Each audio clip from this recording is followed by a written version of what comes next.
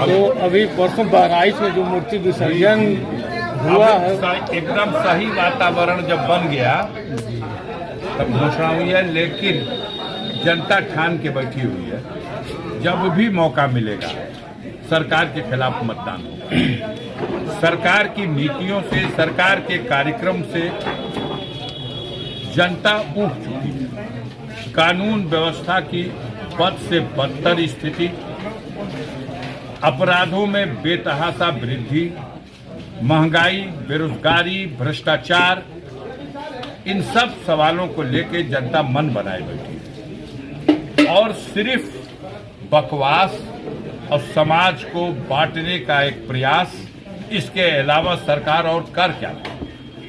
अपनी विफलताओं को भी अपनी उपलब्धि बताती है।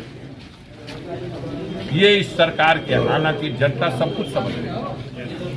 अब डर के मारे कोई कैमरे पे खुले ना, लेकिन हकीकत तो अभी 4 जून को सामने आया, जहां पूछा जाता था, आप पूछते थे कि साहब आप लोग 400 पार का नारा कैसे दे रहे हैं, तो हमारे सरकार के मुखिया कहते थे 80 तो उत्तर प्रदेश से हम ही दे रहे हैं। अरे भाई एक आध तो छोड़ दीजिए, माननीय अखिलेश जी भी चुनाव लड़ने जा रहे हैं, कम से कम उनकी सीट को तो मान लीजिए। ना उनकी भी सीट है।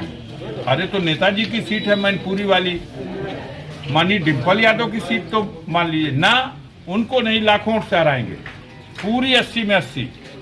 और जनता ने औकात नाप दिया, बेईमानी 4 सीटों पर भी, उसके बाद भी 33 सीट में सिमट गए और समाजवादियों को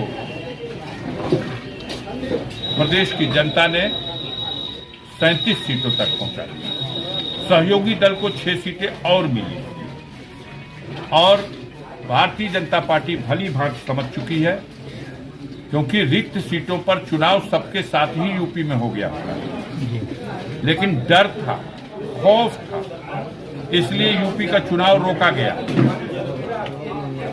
पूरे देश में जहां कहीं रिक्त सीटें थी वहां चुनाव हो गया, यूपी का रोक के रखा गया। माहौल कुछ बदले तब करेंगे, माहौल बनाने का प्रयास हुआ।